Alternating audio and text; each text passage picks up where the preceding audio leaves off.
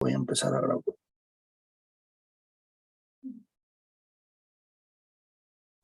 Ok. Ahora sí, segunda carta a los Corintios, capítulo 3, por favor.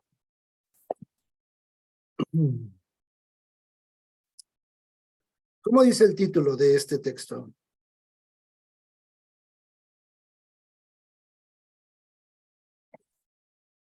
Y me dice, ¿cómo es el título de este capítulo? Ministros del nuevo pacto, hermano. Muy bien. ¿Qué es un ministro? Un servidor, ¿no? Un representante. Muy bien, Cris, excelente respuesta. Es un servidor. Básicamente un ministro es un servidor. Es incluso una palabra que usamos mucho nosotros en el cristianismo, pero también es una palabra que coloquialmente se puede utilizar. Hay algunos países, como países centroamericanos, que utilizan esta palabra de ministerio. Dicen el ministerio de restauración de calles, el ministerio de no sé qué. Y utilizan esta palabra, el ministerio, como parte de los cargos a nivel gubernamental que pueden tener algunas figuras. Y exactamente como dice Cris, el ministerio es un servicio y el ministro es un servidor.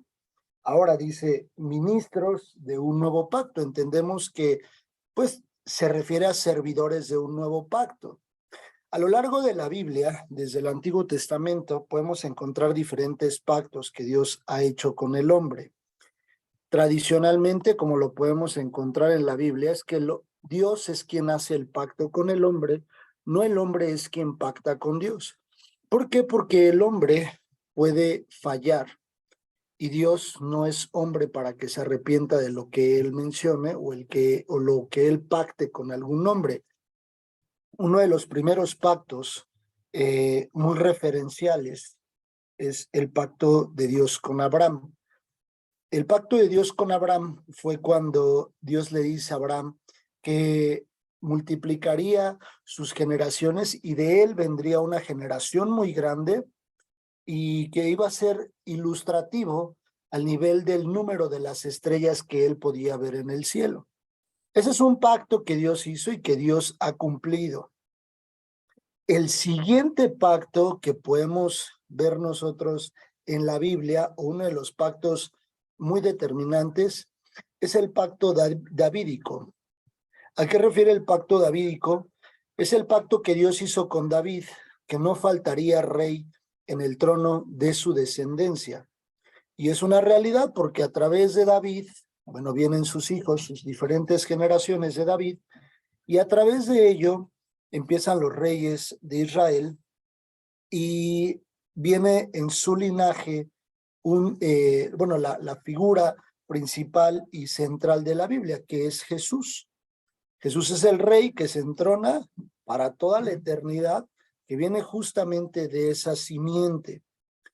Podemos saber y entender que Jesús es Dios y que Jesús estuvo desde el principio y que es el alfa y el omega, como dice la Biblia, que es el principio y el fin, pero tenía que, para encarnarse, basado en la naturaleza humana, tenía que venir de una mujer. Y sabemos y conocemos lo que dice Mateo, que venía vino por medio no de una relación sexual, sino fue concebido por medio del Espíritu Santo. Ajá. Entonces, ese pacto que Dios hizo con David viene en consecuencia a la parte de Jesús, pero justo el pacto que Dios hace con la humanidad viene a través de Jesús. Ese es el nuevo pacto.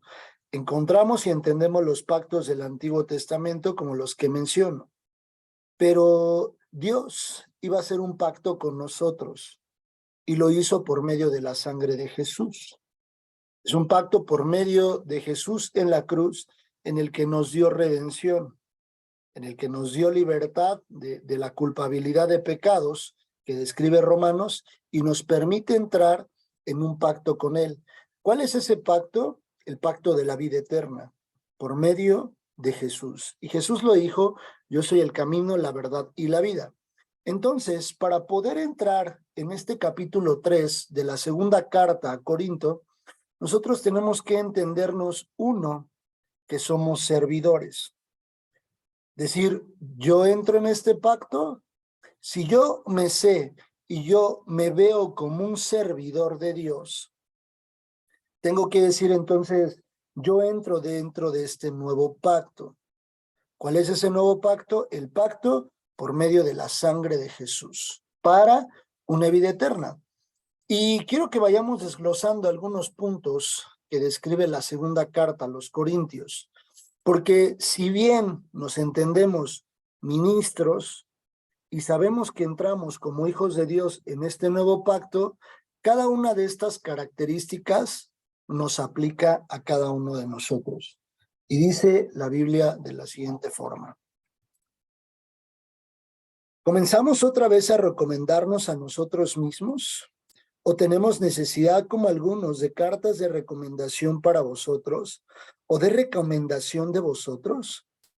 Nuestras cartas sois vosotros, escritas en nuestros corazones, conocidas y leídas por todos los hombres, siendo manifiesto que sois carta de Cristo expedida por nosotros, escrita no con tinta, sino con el Espíritu del Dios vivo, no en tablas de piedra, como en el Antiguo Testamento, sino en tablas de carne del corazón. ¿Qué dice la Biblia en estos primeros 3 versículos? No nos recomendamos a nosotros mismos. Nosotros no tendríamos que estar diciendo, yo lo veo de repente mucho en las redes, el superungido, ¿no? Palabras muy cristianas. Es el superungido.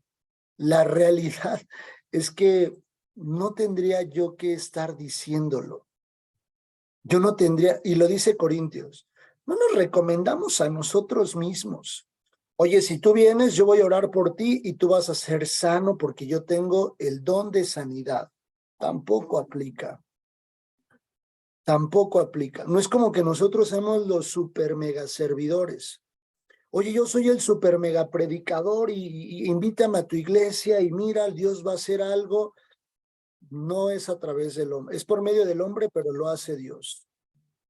Todos esos puntos de repente que puedan llevar nuestro corazón a exaltarse y decir, yo puedo estar en esta posición o yo soy de esta posición, me salgo un poco de la parte eclesiástica y me voy un poco a la parte ya de vida del día a día, ¿no?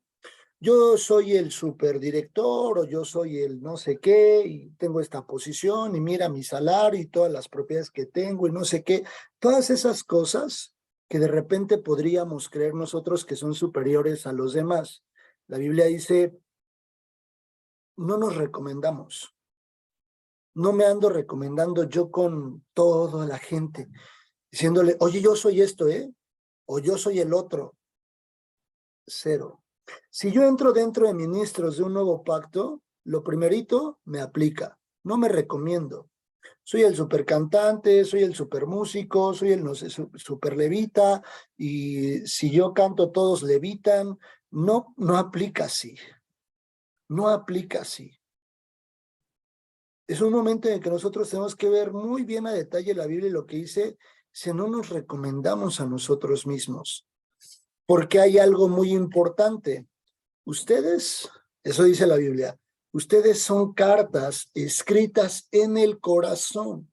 Es decir, que el corazón es justo lo que va a determinar qué tipo de personas somos nosotros.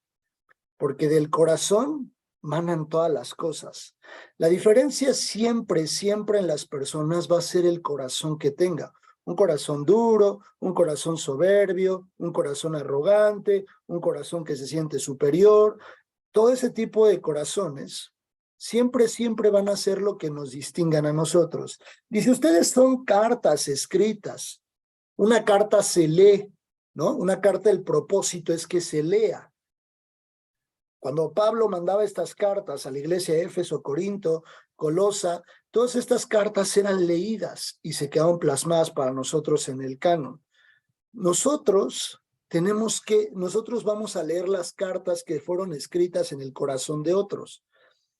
Ustedes pongan mucha atención, un día observen el comportamiento, la actitud, la forma de hablar y de toda una persona, y entonces ese es el momento, sin criticar, por supuesto, van a empezar a leer su carta. Dicen, mira aquí, dice en esta carta, dice esto y esto y esto.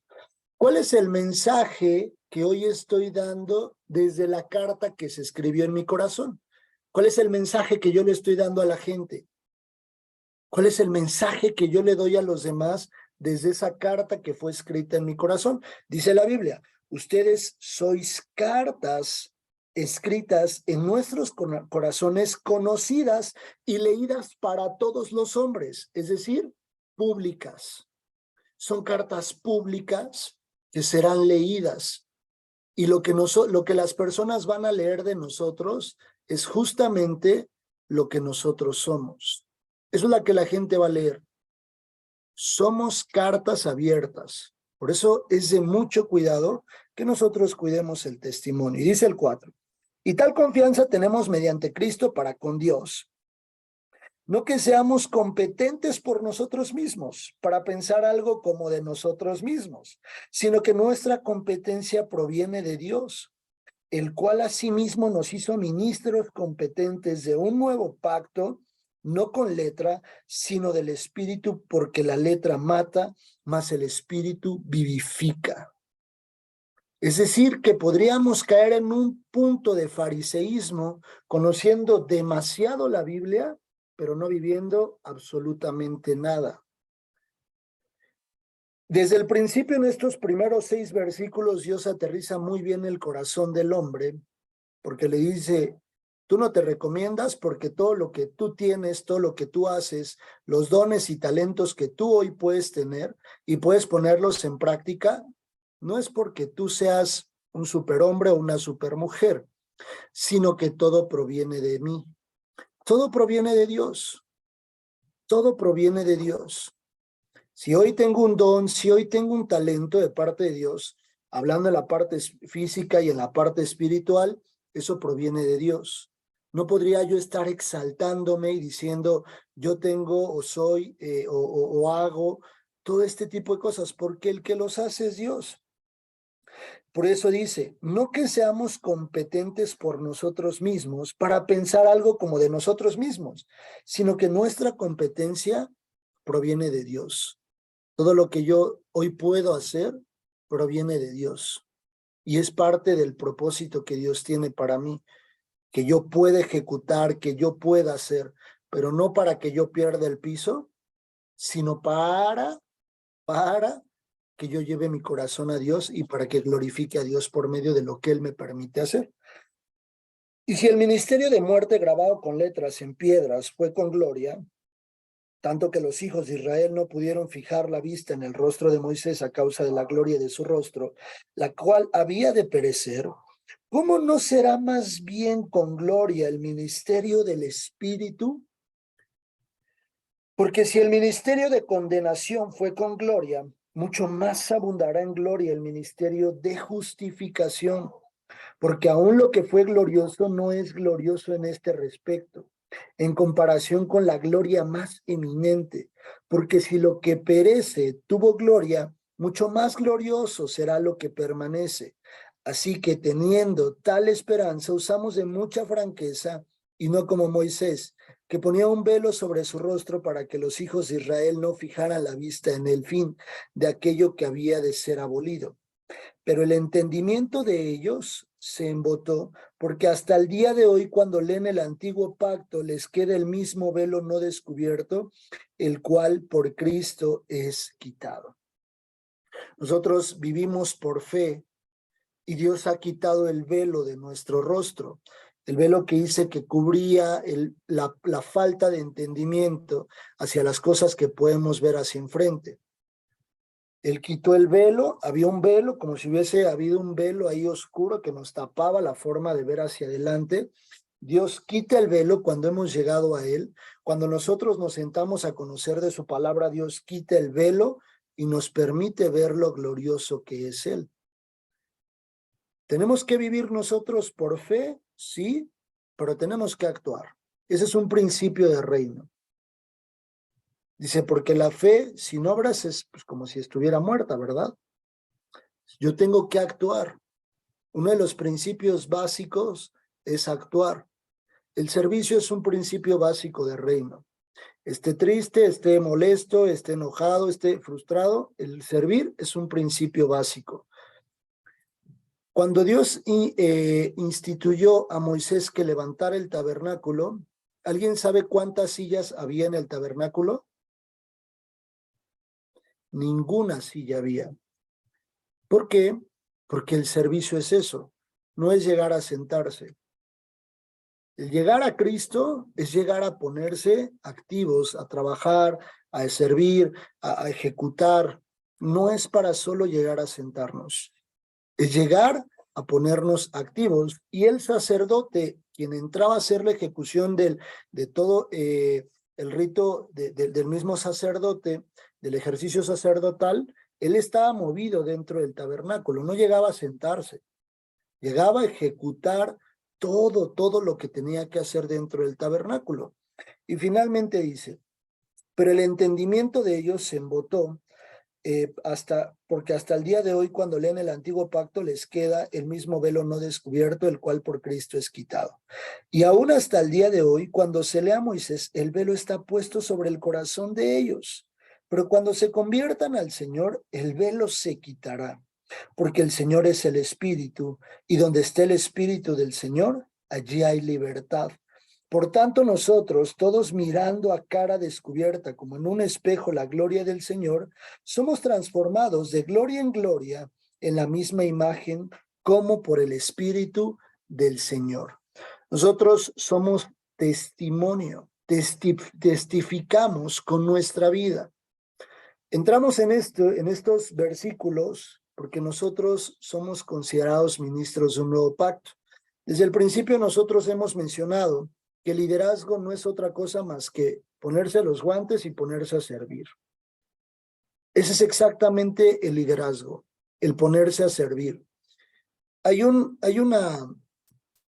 liderazgo que ha sido impreso en muchos lugares, incluso en iglesias, fuera de las iglesias, un liderazgo que no funciona, que no da los resultados y que nunca ha funcionado, que es el liderazgo autoritario. Porque yo lo digo porque así debe de ser y así es como se debe de ejecutar.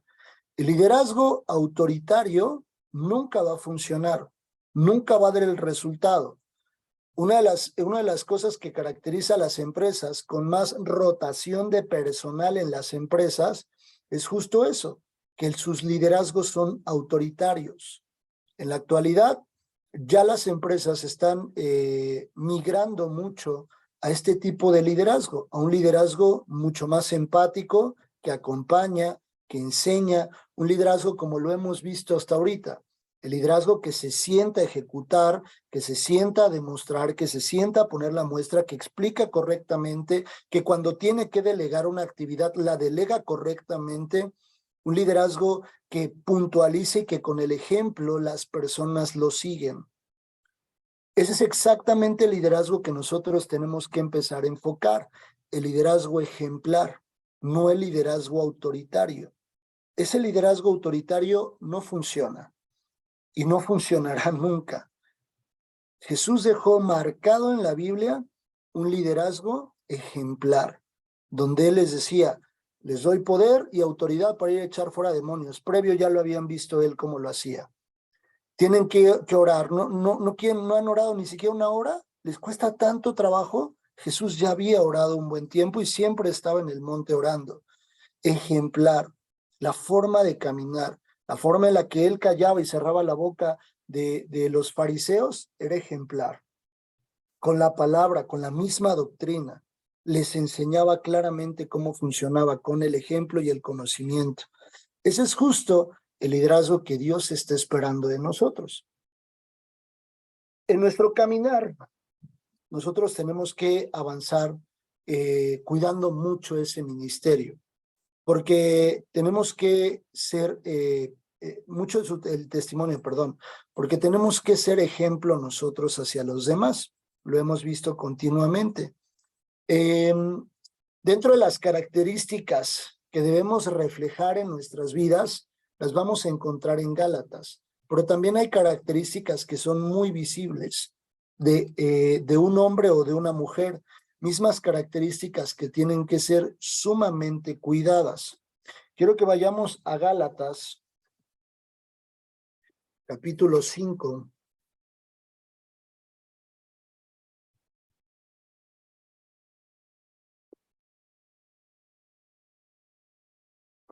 En Gálatas capítulo 5 hay una comparación de dos cosas, las obras de la carne y las obras del Espíritu, o el fruto del Espíritu. El fruto del Espíritu es un solo fruto con 9 virtudes o 9 características. Pero algo que dice la Biblia, y que vamos a tomar una pausa muy rápido para leerlo, en los versículos iniciales del capítulo 5, desde el 16, perdón, al más o menos al 19, al 21, perdón. Vamos a identificar algunas características que son manifiestas, así lo dice, porque manifiestas son las obras de la carne. Nosotros vamos a identificar muy bien las obras de la carne en nosotros. No se trata de estar viéndolo de enfrente, pero en nosotros. Y dice la Biblia, digo pues, andad desde el versículo 16, andad en el Espíritu y no satisfagáis los deseos de la carne, porque el deseo de la carne es contra el Espíritu y el Espíritu es contra la carne, y estos se oponen entre sí para que no hagáis lo que quieres.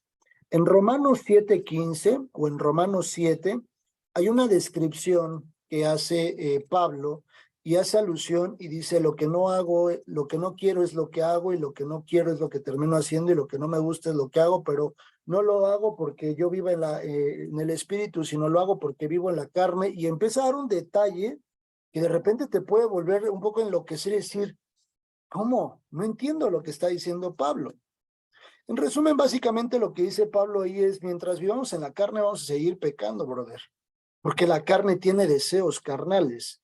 Sin embargo, eso no es justificación para pecar, porque yo podría tomar esa parte y decir, bueno, pues yo sigo viviendo en la carne, y Pablo lo dejó escrito que pues no hago lo que quiero y lo que no quiero eso termino haciendo.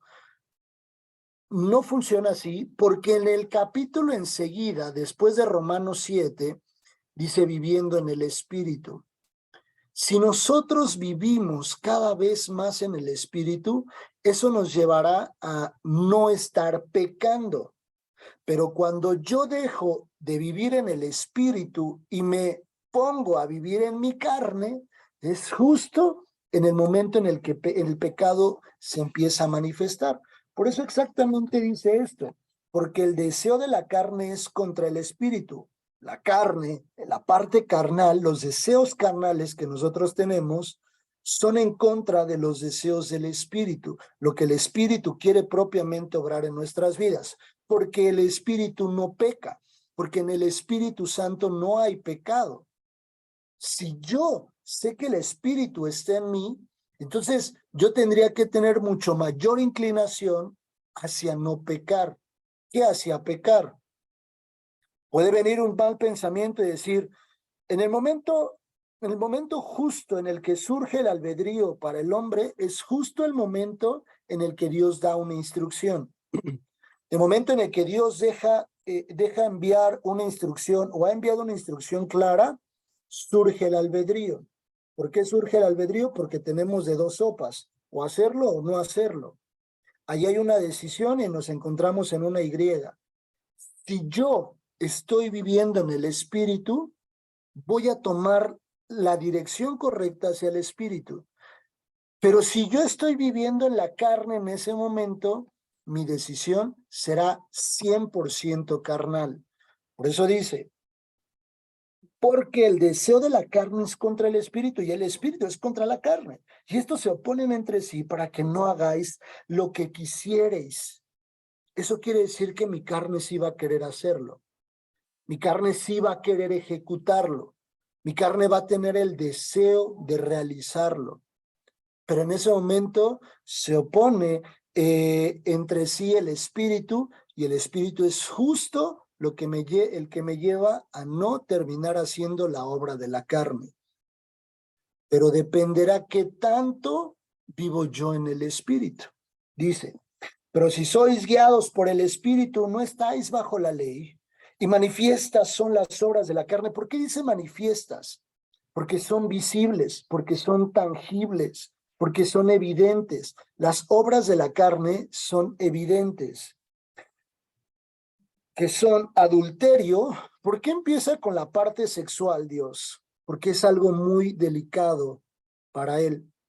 Es tan delicado que los sacerdotes, cuando entraban al tabernáculo al ejecutar su ejercicio sacerdotal, entraban con calzoncillos de lino que les cubrían desde los lomos hasta los tobillos para cuidar muy bien la parte sexual. Desde el principio en las obras de la carne, Dios dice adulterio, fornicación, inmundicia, lascivia. Son las primeras que cataloga el área sexual, algo de mucho cuidado para Dios. Si ustedes se han dado cuenta en algunas sectas, cuando son evidenciadas los errores de algunas sectas, una de las primeras cosas que brota es la parte sexual. Es de las primeras cosas que brota y que Dios trae a la luz. Y dice, idolatría, hechicerías, enemistades, pleitos, celos, iras, contiendas, disensiones, herejías, envidias, homicidios, borracheras, orgías y cosas semejantes a estas, acerca de las cuales os amonesto, como ya los he dicho antes, que los que practican tales cosas no heredarán el reino de Dios. Son más las que no se deben de hacer que las que sí se deben de hacer. Son muchas más. Son más las que no debemos hacer. ¿Por qué? Porque el deseo de la carne, es decir, Dios no nos pide tanto. Dios solo nos pide, haz esto. Solo haz esto. Vean lo que dice. Mas el fruto del Espíritu es amor, gozo, paz, paciencia, benignidad, bondad, fe, mansedumbre, templanza. Contra tales cosas no hay ley. Solo eso. Oye, ¿qué tengo que hacer? Esto. ¿Y qué no tengo que hacer? Todo eso. ¿Qué sí tengo que hacer? Esto. Dice, mas el fruto del Espíritu es amor, gozo, paz, paciencia, bondad, benignidad, fe, mansedumbre y templanza. Eso. Pero solo es un fruto. Solo es una cosa. Es un fruto con 9 virtudes, 9 componentes dentro de ese fruto. Si yo no tengo alguna de esas virtudes, no estoy teniendo el fruto completo. Tengo que tener el fruto.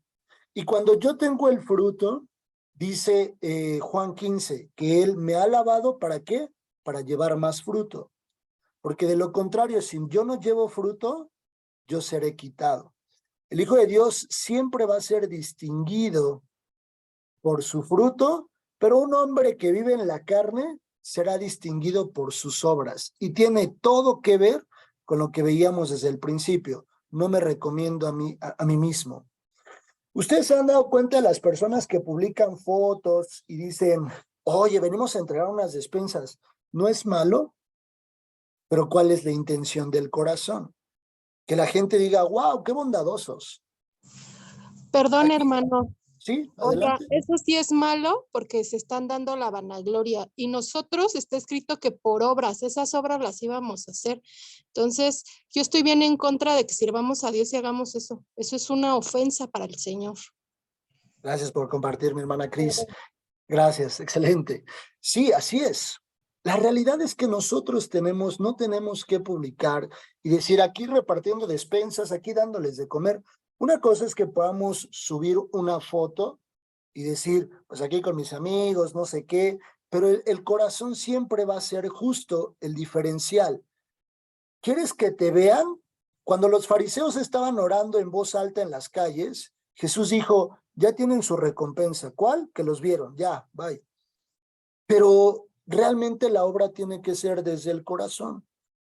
Es decir, esto de verdad me carga a mí y yo voy a ir a ejecutarlo, yo voy a ir a realizarlo, o yo voy a compartir esto, voy a compartir el pan, voy a llevar de comer, no sé qué, todas las cosas y las obras que Dios nos permite realizar. Eso se queda siempre en el corazón de Dios. Es más grande la recompensa y la corona que nos espera en el cielo que 100 o 150 o 200 likes en Facebook. Es mucho más grande esa corona y vale mucho más la pena que 500 likes en Facebook. ¿Por qué? Porque hay personas que entregan despensas y que a la vuelta deshonramos a Dios. Tenemos que tener mucho cuidado en eso. Por eso les pongo acá, el Hijo de Dios siempre será distinguido por el fruto que da. Por el fruto que da. ¿Cuál es uno de los principales frutos y que de verdad es un techo muy alto que un hombre va a dar? Su familia. Es el fruto más grande, su familia.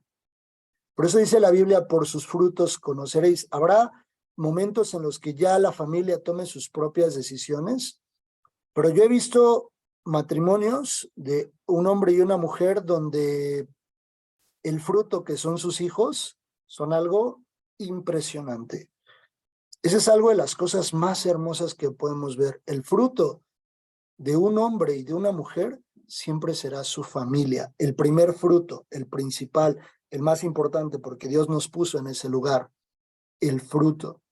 Imagínense las cuentas, o ustedes sabrán, hablando de ese tema, la dimensión de lo que Dios le estaba diciendo a Abraham. ¿Dónde estás y dónde estabas cuando tu esposa o tu mujer estaba desobedeciendo? No estaba dando el fruto, Adán. Adán no estaba ejecutando ni dando el fruto que debía de dar. Vamos a revisar cada uno de estos puntos. Vamos a revisar qué hace referencia el amor. Vamos a revisar qué hace referencia el gozo, la paz, porque esto va a distinguir el liderazgo. El amor, el gozo, la paz, la paciencia, la benignidad, la bondad, la fe, la mansedumbre y la templanza van a distinguir al líder. Hablando del liderazgo que yo les decía, el liderazgo ejemplar. Jesús vivió cada uno de estos elementos en todo su esplendor. Eso quiere decir que sí se puede ejecutar por parte de nosotros. Fuimos llamados nosotros a dar fruto, como lo describe Juan 15, y solo quiero que vayamos ya para ir cerrando nuestra clase. Quiero que vayamos a Juan 15 y veamos lo importante de dar fruto y lo importante también de no dar fruto, porque ambas cosas traerán una consecuencia. Dice Juan 15, yo soy la vid verdadera y mi Padre es el labrador. Todo pámpano que en mí no lleva fruto, lo quitará. Todo aquel que lleva fruto, lo limpiará para que lleve más fruto. Ese es el versículo central. Todo pámpano que en mí no lleva fruto será quitado. Quítate, carnal. Así quítate, bro. Porque no estás dando el fruto. Eso le hizo a la higuera. Cuando no le dio el fruto. Oye, es que ahorita no tengo amor, no tengo gozo, no tengo paz. Ninguna de esas cosas y no puedo dar el fruto. Yo quiero fruto en todo tiempo. Y dice, lo quitará y todo aquel que lleva fruto lo limpiará para que lleve más fruto. Es por eso que en el servicio la vida transforma. La vida es transformada por Dios en el servicio, en la ejecución del servicio. Si quieren vivir una vida transformada así por Dios, siempre será en el servicio. Porque dice, está dando fruto, ¿y qué le va a pasar? Lo va a limpiar, ¿para qué? Para que lleve más fruto. Y va a seguir sirviendo, y lo va a volver a limpiar para que lleve más fruto, y lo va a volver a limpiar para que lleve más fruto. Es un ciclo continuo, pero dependerá si nosotros queremos servir o queremos seguir sentados. Ya vosotros estáis limpios por la palabra que os he hablado. Permaneced en mí y yo en vosotros, como el pámpano no puede llevar fruto por sí mismo si no permanece en la vid, así tampoco vosotros si no permanecéis en mí. Yo soy la vid, vosotros los pámpanos. El que permanece en mí y yo en él, este lleva mucho fruto, porque separados de mí nada podéis hacer. El que en mí no permanece será echado fuera como pámpano y se secará y los recogen y los echan en el fuego y arden. Es decir, que aquel que se ha separado de la vid será un pámpano echado y por consecuencia obviamente no dará el fruto que se espera. La Biblia se explica siempre con la Biblia. En Salmos 1 dice, serán plantados como árboles junto a aguas para que den el fruto en su tiempo. Siempre la Biblia se explicará con la Biblia. Vale, a partir de la siguiente clase empezaremos a desglosar cada uno de los 9 elementos, pidiéndole propiamente a Dios esa dirección. ¿Vale? ¿Alguna duda o comentario? ¿Todo claro? ¿Sí? Bien. Bueno, pues vamos a darle gracias a Dios. Vamos a darle gracias a Dios por este tiempo. Gracias por su palabra y para que puedan ir a su siguiente clase. Te damos gracias, amado Dios, porque nos has permitido sentarnos, Señor, a disfrutar de tu palabra. Es un deleite, Señor, y cada vez que nos sentamos, la realidad es que quisiéramos más, y queremos más, y queremos más, y queremos más de ti, Señor. Por favor, yo te pido que algo que nunca falte en nuestra vida en la tierra sea tu palabra.